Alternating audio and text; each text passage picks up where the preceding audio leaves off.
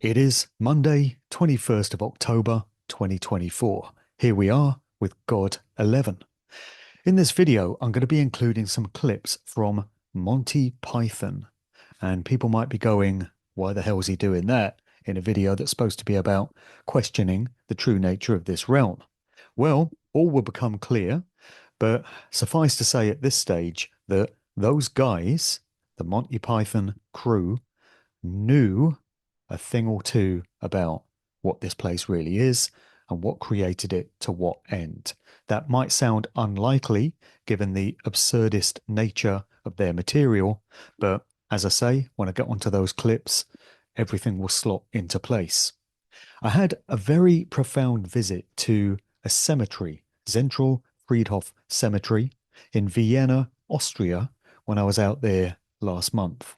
So I spent a bit of time following in the footsteps of Ultravox for their video for the song Vienna and also the movie The Third Man. So you get scenes from both that music video and that movie at that particular cemetery. And this is the place where all the great Austrian composers were laid to rest: Beethoven, Schubert, Mozart, Strauss, and also Folko of Rock Me Amadeus fame. He's there as well.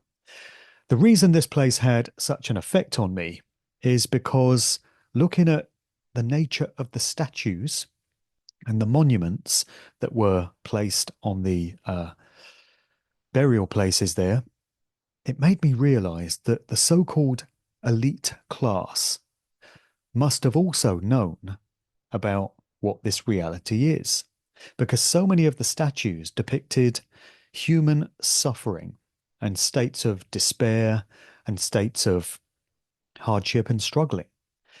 That, on the surface, seems like a pretty strange thing to be depicted in a cemetery where most places of this nature focus on heaven, the afterlife, what lies beyond. But this place was focusing on what we go through in these human lives, the suffering, the hardships, the obstacles that we must overcome. And that made me reflect on whether the so-called elites know that this is effectively a suffering pit of hell created by an entity that is anything but benevolent. So it's just reinforcing this whole idea of this realm being the domain of the so-called demiurge, Yahweh, Satan, Rex Mundi, whatever name you want to put on it.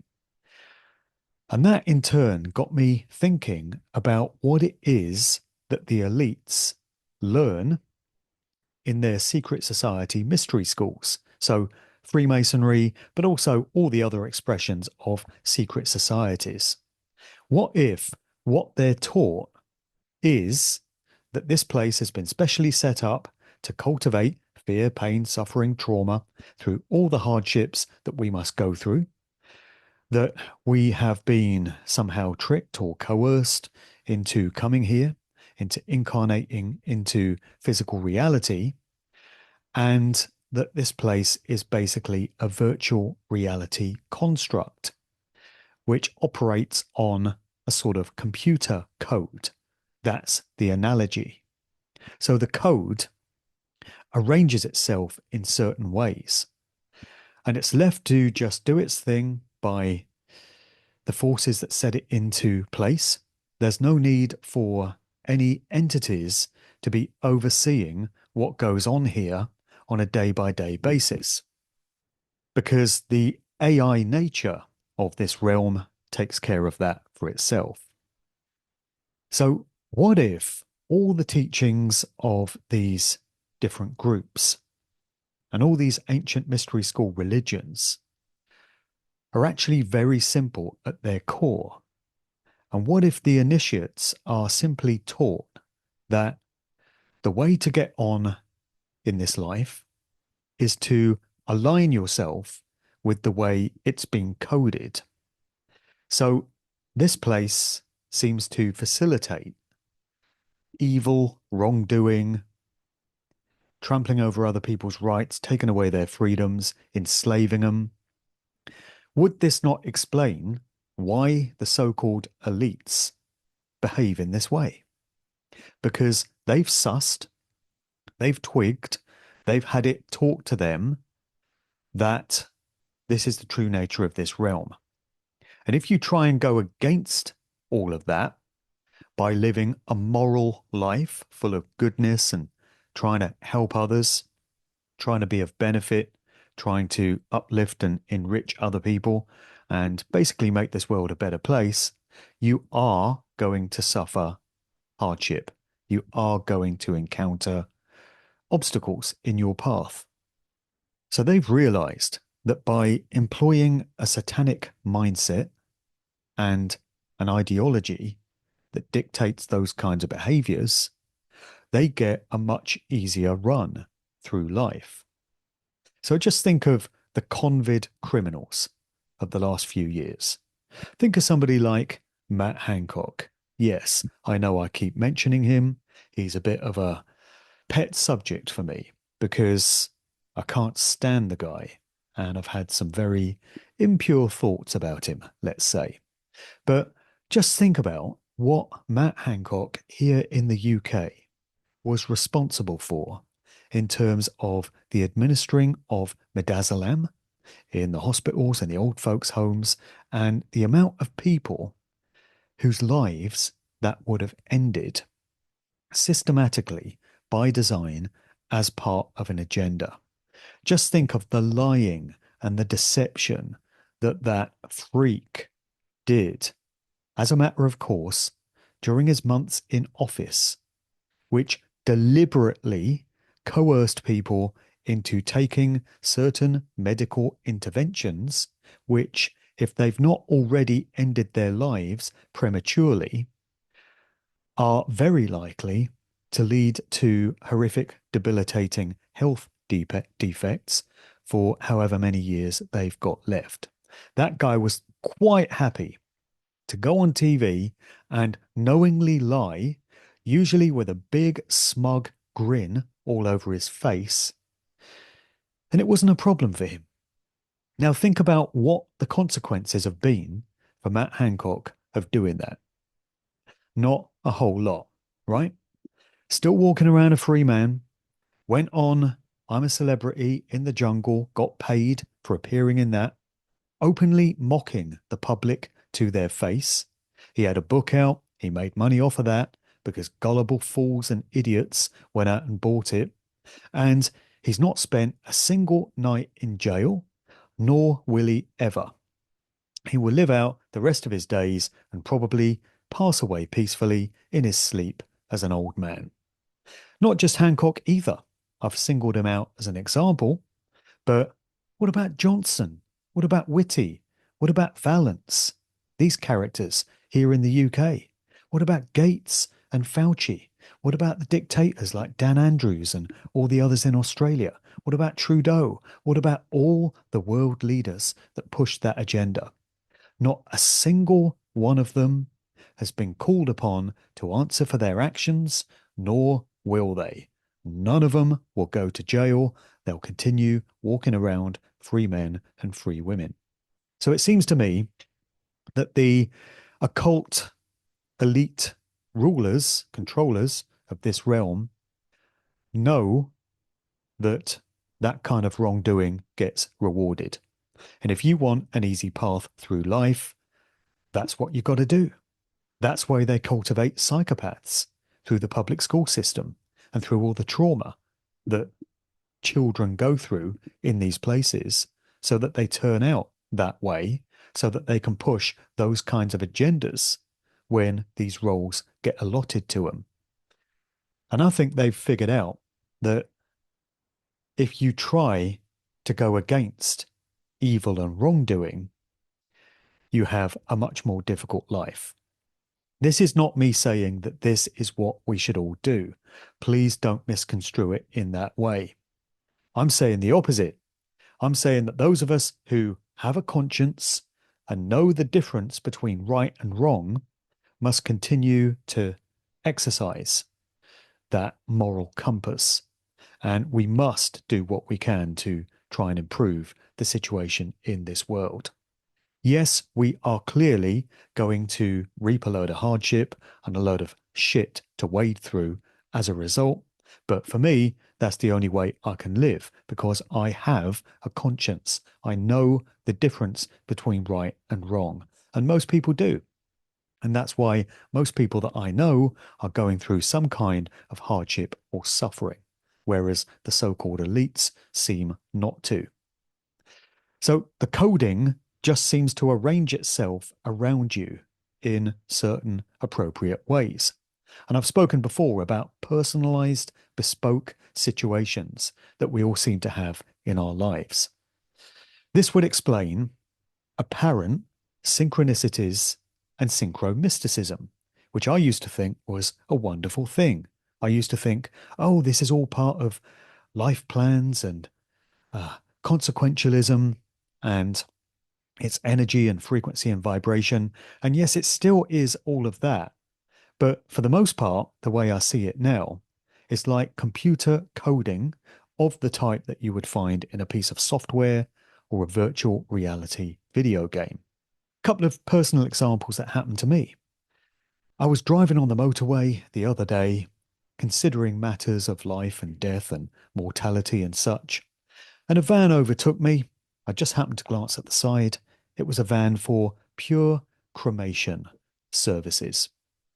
Then, a few days later, I was thinking about a friend of mine. I was due to be recording a podcast with him in a few days, and a van went past with his very name on, even down to the initial.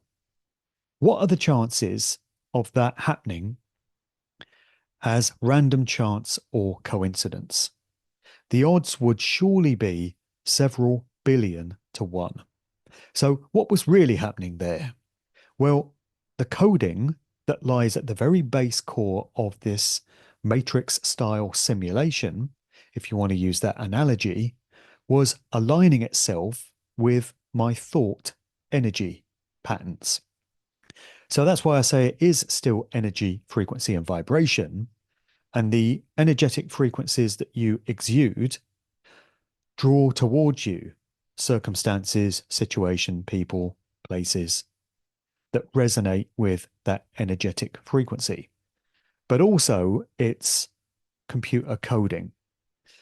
And it's this construct providing these experiences because the coding matches and is in sync. And again, no overseeing, no monitoring or surveillance of this situation is necessary.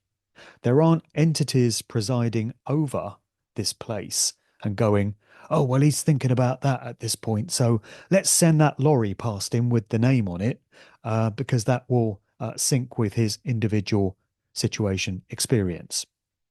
This place has been constructed and set up the way it is, and now it's been left to run. It's controlled effectively by AI. No individual monitoring is necessary. The being, the entity, the force that created this place a long time ago did it and then effectively buggered off and let it run itself. So again, this explains all these synchronicities, and I used to have my mind blown at situations like all the amazing syncs between, for example, the Beatles and the movie Rosemary's Baby. I've done a whole live presentation on this before because the amount of crossovers and correlations between that group and that movie are totally mind-blowing. One obvious one is the fact that Rosemary's Baby was set in the so-called Bramford building, which was actually the Dakota building in New York, outside which John Lennon would be assassinated in 1980, some 13 or 14 years after that movie was filmed. And the spot where he died, just outside the main entrance to the Dakota, is featured in the movie, where a young woman falls to her death from an upstairs window and lands on roundabout the spot where Lennon died. There's a white Volkswagen Beetle parked outside the entrance to the Dakota which get splattered in blood. That's a Volkswagen Beetle, of the type that appears on the sleeve to the Beatles' album Abbey Road. And that depicts the Paul is dead rumour, clue, cryptically, according to the way that sleeve has been interpreted. And then you get into the connections between the Beatles and Roman Polanski, who directed Rosemary's Baby. And then there's direct connections into Charles Manson and his crew, his followers, are said to have murdered Sharon Tate and others in the so-called Tate LaBianca murders, which I no longer accept happened the way we're told they did. Sharon Tate was the wife of Roman Polanski, and the connections just go on and on and on between these two popular culture vehicles. Now, again, I cannot accept that those could be the product of random chance and coincidence. What's happening is the coding is arranging itself in certain ways to facilitate these things, again, with no overseeing necessary. So these are some thoughts that I've had recently. And I used to also think that when you have these apparent synchronicities in your life, these meaningful coincidences, they're a communication from the universe or God or source consciousness, call it what you like, to reassure you that you're on the right path. And these things are provided to you. They come into your life to help facilitate your experiences and the lessons you need to learn. Again, I've let all that go. I've had to jettison those beliefs in favor of new evidence that's come my way since I started doing these God videos at the start of 2024. Now I see things in a different way. So the other evening, just happened to put on the TV. Don't watch TV, but every now and again I catch a movie that is on late at night. And this particular one was Monty Python's The Meaning of Life. I've seen it before. It's not their best movie. I mean, the best one they did was Life of Brian. There's some very potent observations in that. The Meaning of Life does contain some great truths, though. And this was reinforced to me by this movie coming across my radar. So a few years ago, I'd have thought, oh, I was meant to watch this film because it contains some lessons in it that I need to take on board. These days, I merely see it as coding arranging itself in certain clusters. And so it was that Monty Python's The Meaning of Life came across my radar. But I watched it and I was struck by how much truth there is in this apparently ridiculous satirical comedy romp. It reinforced that these guys knew what this place is, and they were telling us in that film. Now, I don't trust them because they all came out of Oxford and Cambridge and they're system assets, establishment stooges to their core. But clearly they'd been schooled in the true nature of this place. And this goes back to my suspicion that the so-called elite ruling class, this was a revelation that came to me in that cemetery in Vienna, know what this place is, what created it, to what end, and how the ultimate goal is to get the hell, excuse the pun, out of here. It's all right there in the movie. In fact, it's there in the title, The Meaning of Life. So I want to go through some clips from that film that reinforce this viewpoint. Many thanks to Lee for helping me to extract these clips. So appropriately enough, we're going to start at the opening credits, which contain a song evidently written by Eric Idle, who wrote most of the Monty Python songs. And just listen to the lyrics to this opening segment and ask yourself, did these guys know a thing or two about what's really going on here? Why are we here? What's life all about? Is God really real? Or is there some doubt? Well, tonight we're going to sort it all out. For tonight What's the point of all these hoax? Is it the chicken and the egg time? Are we just yokes? Perhaps we're just one of God's little jokes. Well, so say the meaning of life. Is life just a game where we make up the rules while we're searching for something to say? Or are we just simply spiraling coils of self-replicating DNA? In this life, what is our fate? Is there heaven and hell? Do we reincarnate? Is mankind evolving, or is it true? Well, tonight, here's the meaning of life. For millions, this life is a sad veil of tears, sitting around with nothing to say.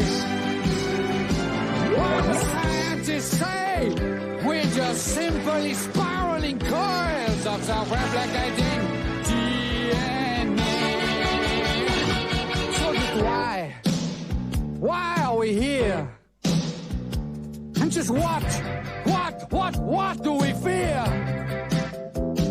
Well, it's just why, for a change, it will all be made clear. For this is the meaning of life. C'est la France de la vie. This is the meaning of life. So very easily, the profound truths contained in that jaunty little song could go over people's heads, and I'm sure it did for most who saw that movie when it first came out and in the subsequent years. But it's all right there. The first sequence, once we're past the opening titles, involves a birth, appropriately enough. Here's a couple of clips from that scene. Pay close attention to what Graham Chapman's doctor character says in some of the dialogue here.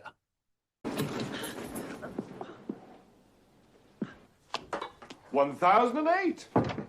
Mrs. Moore's contractions are more frequent, Doctor. Good. Take her into the fetus frightening room. Right. Here it comes. And frightening. Here. And the rough towels. Show it to the mother. That's enough. Right, sedate her, number the child, measure it, blood type it, and isolate it. Okay, show's over. A boy or a girl? Now, I think it's a little early to start imposing roles on it, don't you? Now, a word of advice. You may find that you suffer for some time a totally irrational feeling of depression. PMD, as we doctors call it. So, it's lots of happy pills for you, and you can find out all about the birth when you get home. It's available on Betamax, VHS, and Super 8.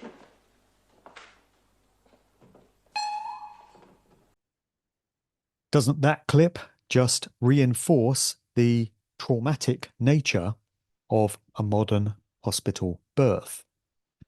This ties into the work of Janice Barcelo, who's done a lot of research into how hospital births are systematically designed to cause the maximum amount of trauma in an unborn fetus and then a newborn baby, so that from the very second you exit your mother's womb and come into this reality, you're experiencing fear. Graham Chapman's doctor character says it there in the first clip. Take her to the fetus frightening room. How about that? And then in the room where the mother gives birth, he says, right, frighten the fetus. So there it is again. And then the baby comes out into the bright fluorescent lights of this room after 9 months of comfort and warmth, floating in amniotic fluid. Suddenly it's in this harsh new reality. It's having all its senses stimulated. It doesn't know what's going on. It's fearful. So what do the doctors do?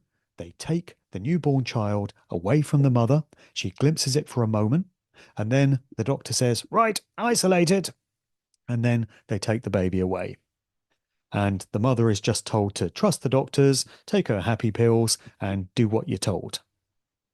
So Janice Barcelo goes into this in her work, which is titled Birth of a New Earth, and she highlights how even things like ultrasound that fetuses undergo when they're in the mother's womb, they have these devices placed on the mother's stomach, and to the baby, in its experience, it's like a thunderstorm. It's like a hurricane because they're soaking up this ultrasound, the frequencies, the vibrations, and it's very traumatizing. It's very uncomfortable because it doesn't know what's going on. So even before the baby is born, it's being prepared for a life of fear and trauma so it can exude the emotional states that come with being traumatized. Monty Python knew this. So here's another clip. This one features life in a public school. Think Eton, Harrow, one of these places. So all of the Pythons, Cleese, Chapman, Palin, Idle, Jones, would have gone through the UK public school system. Terry Gilliam was from Minnesota in the United States, but may have had a similar background. And they would all have undergone experiences like this before they went on to Oxford and Cambridge so that their system indoctrination could be completed. But this clip shows how rugby, in particular, that sport, perfected, of course, at Rugby Public School, systematically prepares the young boys who are playing it for the traumatic life that they will go on to experience in adulthood. And this particular clip cuts from Terry Jones's character undergoing a traumatic situation in a rugby match, directly cross-cutting to a scenario where he's in a war zone, World War I, with bombs going off, this fearful situation, terror everywhere. And they're making the observation that the public school experience is directly related to the war battlefield experience.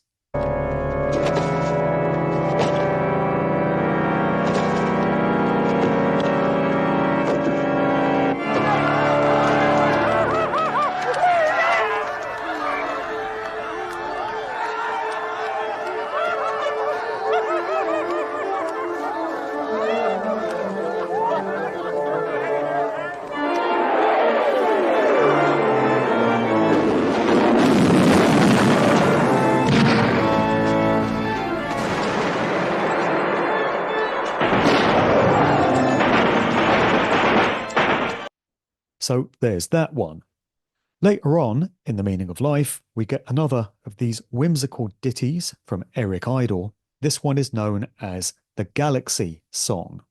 And he's talking about the infinite nature of space and the universe and distances between planets and stars and black holes and all this stuff. But to me, it's not delivered with any measure of sincerity. It's delivered with a mocking kind of tone, because Idle and the other Pythons knew damn well that all that stuff is complete nonsense.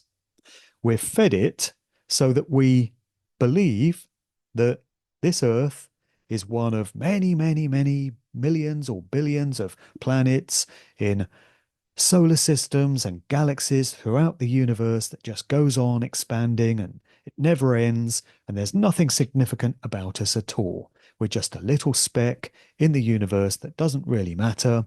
There's no meaning to any of it. It was all created by this big bang where everything was just created out of nothing. At any moment, an asteroid or a meteor could strike us and wipe us all out, just like it did the dinosaurs all those millions of years ago, and it could all be over. So life is ultimately short and pointless, so you might as well just get on with it in a totally narcissistic and nihilistic way and do the best you can. And that's all there is to it, folks. You know, there's nothing more to see or know. So that's all highlighted in the Galaxy Song, and it's all just complete nonsense. Of course, they would have known this, and if we're going to be smart, we need to know it as well.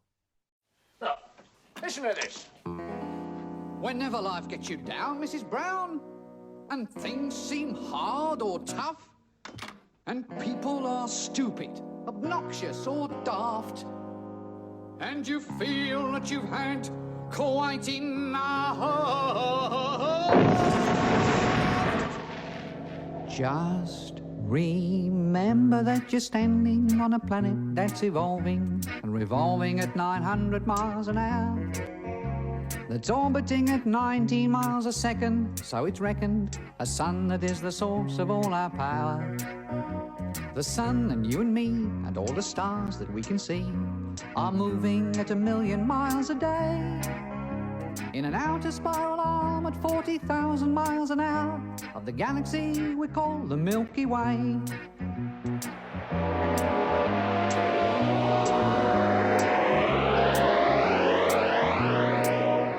Our galaxy itself contains 100 billion stars. It's 100,000 light years side to side. It bulges in the middle, 16,000 light years thick, but out by us it's just 3,000 light years wide. We're 30,000 light years from galactic central point. We go round every 200 million years. And our galaxy is only one of millions of billions in this amazing and expanding universe.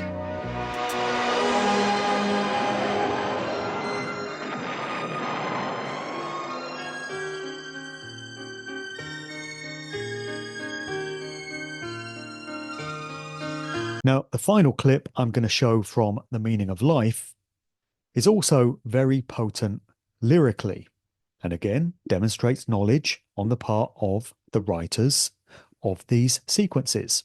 So this one is in a boardroom, and listen to the wisdom that's being spoken by Michael Palin's character, but also pay attention to how this particular sequence ends.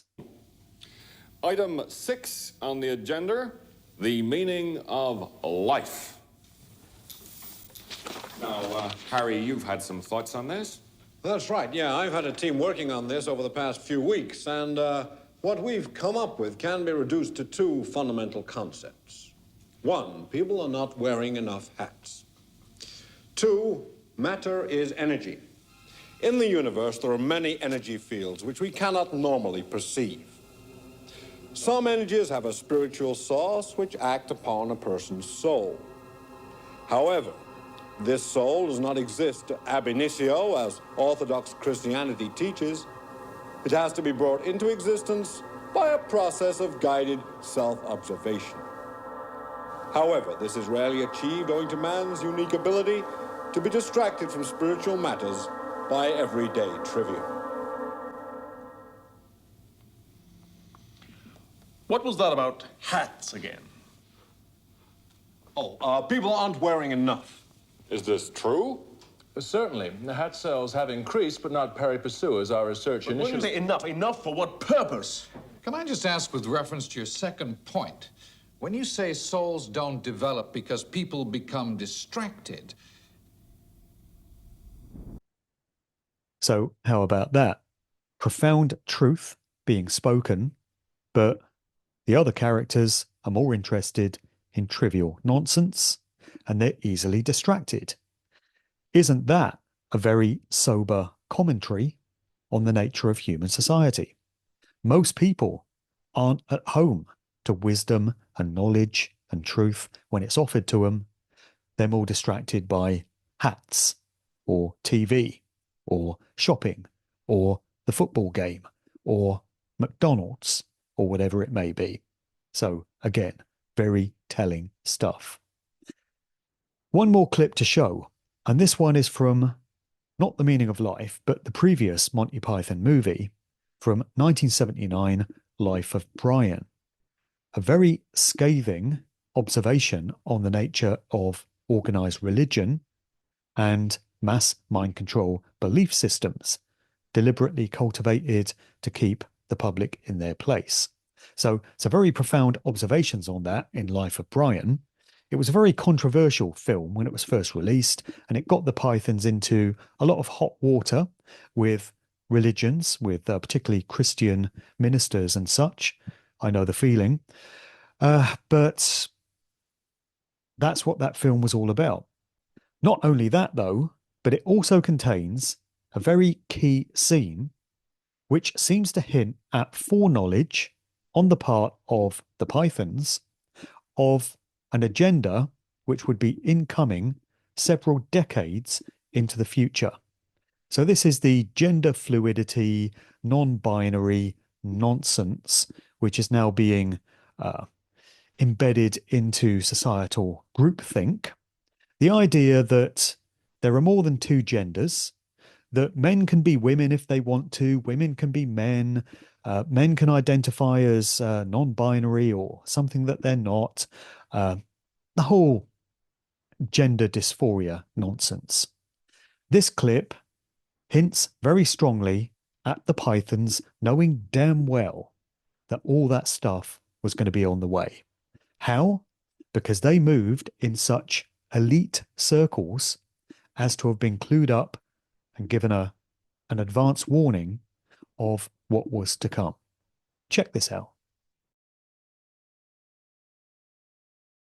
Any anti-imperialist group like ours must reflect such a divergence of interest within its power base. Agreed. Francis? Yeah, I think Judith's point of view is very valid, Ray.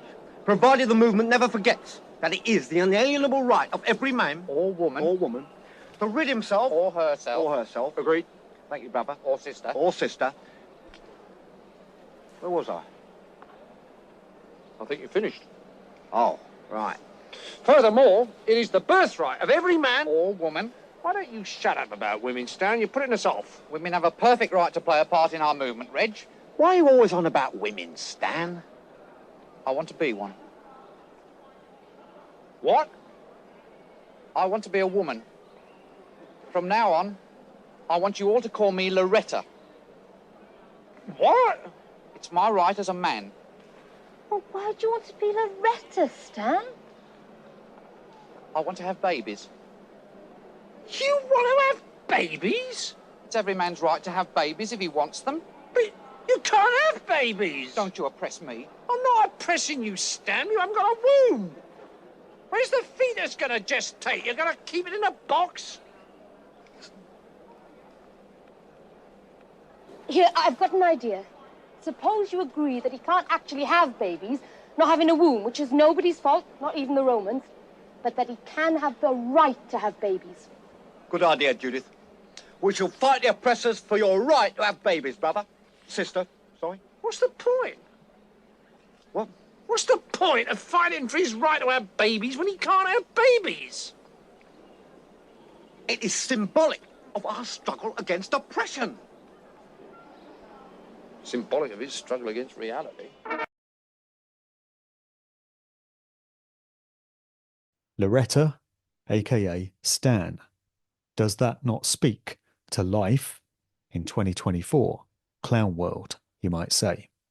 I'm going to finish this video with a couple of pieces of correspondence. It's not a full mailbag, so to speak, as I've done previously, just a couple of interesting emails. The first one very much reinforces points that I've made in previous videos in this series. There is way too much evidence every minute of the day that this place is not benevolent. I find no evidence at this point for a benevolent God that is here. All evidence points to the opposite, and so why would anyone choose or pay to be here? I don't deny the divinity within the human spirit, and that found in nature, but it's a freaking Truman Show every day. There must be a way out, or they wouldn't constantly trick us to wipe our memories. I don't claim to know the way, but others have indicated it's essential to learn what this place is, and probably, more importantly, go within and get beyond the false self. There is beauty and pleasure because it's not a trap, it's a trick. We can leave. So the Archons must balance loose production while discouraging us from looking for an exit. Therefore, there must be pleasure. Yes, the astral realm is still the matrix system. It caters to the belief of the person experiencing the NDE, near-death experience, to show them whatever they believe. It makes them feel guilty and tricks them to come back. So yeah, that's pretty much everything I've been saying. And people have often asked me that if this place is what I'm contending it is, why is there so much natural beauty? Why do we have things like mountains and rivers and valleys and lakes and flowers and trees? Maybe all that stuff is there to try and trick us into believing that this is a good place created by a benevolent creator. If it were fire and brimstone all day, every day, and there was just burning sulfur and flames everywhere and horror and screaming and stuff, we would know we're in a hell realm. It would be obvious. So maybe the beauty is there to trick us into believing it's anything but hell. Maybe it's all part of the construct, the illusion, the intention behind this place. And I'm not denying that we should accept and recognize beauty. I'm not suggesting that we shouldn't enjoy it, because there are wonderful things in nature. And there are many beautiful aspects to this physical realm in which we find ourselves. And we could find great solace and great comfort and great enjoyment from aligning ourselves with that. Not suggesting that we don't. I'm just suggesting that we remain mindful of what this place most probably is. And as that correspondent points out, there must be a way out. There has to be a way that we can escape the astral realm and go beyond it back to source, back to the original place that we came from. Because I do accept that there's an original, excuse me, God of creation, and that we are individuated units of it that emanate from it. That's what we're trying to get back to. We're trying to get beyond this suffering pit of hell created by the demiurge, or whatever name you want to put on it, back to a better place and a better existence, and out of this loop, this trick, if you like, so that we don't end up being sent back here or being gaslit or coerced into coming back here by these archontic entities that seem to be lying in wait for us when we pass over and leave these bodies. So one more piece of correspondence, just a quick one. Somebody's written, careful with the black pills. The world outside the Matrix is still a beautiful place with beautiful people. I consider myself a positive nihilist. How about that? I think that's probably what I am, a positive nihilist. There's no fucking point to anything, but it's up to all of us to find the value, beauty, and meaning. And as the guy in Zen and the Art of Motorcycle Mechanics says, quality. So we'll leave that one there. I have had a couple of very interesting conversations about all this good stuff recently with a couple of other podcast hosts. So one of them is Ant Critchley on his Stellify YouTube channel. So that show's been out a couple of weeks. People may have seen it already, but if you haven't, it's on whatever channel you're watching this one on, whether YouTube, BitChute, Odyssey, or Rumble. We had a really great discussion for almost 2 hours and really went some places there. The other one I've just had with a guy named Patrick Tripp. I've spoken to him before, but this one is an updated conversation drawing on a lot of the stuff that I've been discussing in these God videos. So again, that was a really great one, and he really made me think and consider a lot of things and do a lot of soul searching, and it was a great two-way exchange of viewpoints. So check out my conversation with Patrick Tripp, which, if it's not on this video channel yet, will be very shortly. If you're watching this on the day that I post it, Monday 21st of October, tomorrow, Tuesday 22nd, I'm going to be speaking in the evening at Truth Juice in Birmingham. That's the E57 Social Club in Kings Heath, Birmingham. It's a great group. It's been running many years. One of my favourite gatherings in the UK. And the host there, Andy, has invited me to do a very different kind of presentation. So the first half will be talking about all the shenanigans in the music industry, largely prompted by the Diddy debacle ongoing in the United States. All these allegations of crazy, wild stuff against Diddy, being described as the Jeffrey Epstein of hip hop, and the many associates and the many other familiar names that were caught up in his so-called freak-offs. So lots to talk about there. And what's coming through now about Diddy and the kind of empire that he's run for the past 2 or 3 decades pretty much bears out everything I've been saying about the true nature of the music industry for the past 15 years, what it's really there for. It's not fun and entertainment. There's some very dark and sinister stuff that goes on behind the scenes that people really need to be aware of. So the first part of the Truth Juice talk will be about that. But in the second part, I'll be really shifting gears and getting into these matters of theology, the nature of God, the true nature of this reality, all this stuff I've been discussing in these 11 God videos now. And that will be a free flow conversation, flow of consciousness without notes and without slides. So this will be the first talk that I've done with no slides. I won't be switching on a projector. It'll just be me and a microphone like I am right here, sharing my perspectives and my thoughts with the audience. Hope they find some value in it. So if you can get along to that and there's still time, that kicks off 8 p.m. Tuesday, 22nd of October, and I'll put the details in the notes below. Other events upcoming include in November, Stroud, going to be doing a talk there Saturday 16th. The following day, Sunday 17th of November, I'll be doing a talk in London in the Kensington area. Then I've got a long weekend at the end of the month in Devon and Somerset. Friday 29th of November in Sidmouth near Exeter. Saturday 30th of November in Barnstaple, North Devon. Then Sunday the 1st of December in Marston Magna, which is close to Yeovil, Somerset. Then in November, got an event in Stourbridge on the 9th of November, and that's going to be dark occult aspects of David Bowie and Genesis. So that's a new one for me, but it's not as if there's going to be any shortage of material. And then later in December, got an event in Liverpool, which I am putting on myself. This is Saturday the 28th at the Pullman Hotel right near the Albert Dock in Liverpool. And that's going to be a workshop titled Decoding Illuminati Symbolism in Popular Culture.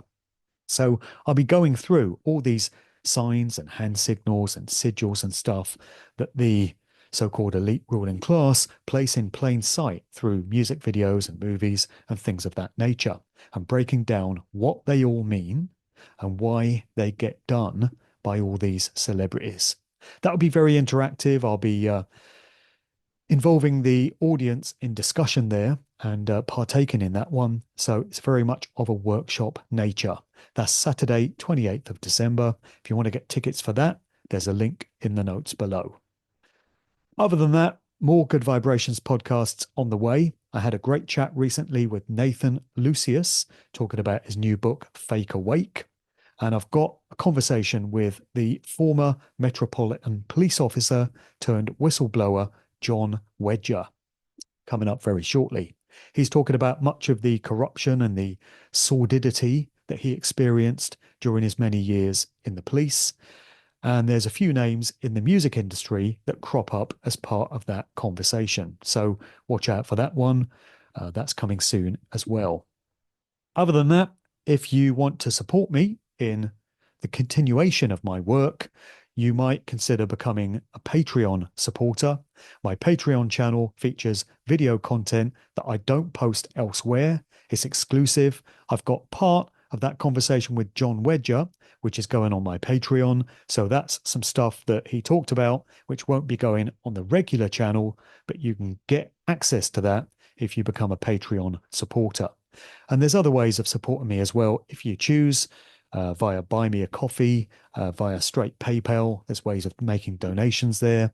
And there's also some natural health products that I'm involved with as an affiliate, whereby if you make purchases of these products, a small cut comes my way. And it all helps just to keep these videos continuing. So many thanks for listening. I hope this one has resonated with people. I hope they've found value in it, and especially those Monty Python clips. Who would have thought that profound spiritual truth resides within a Monty Python movie?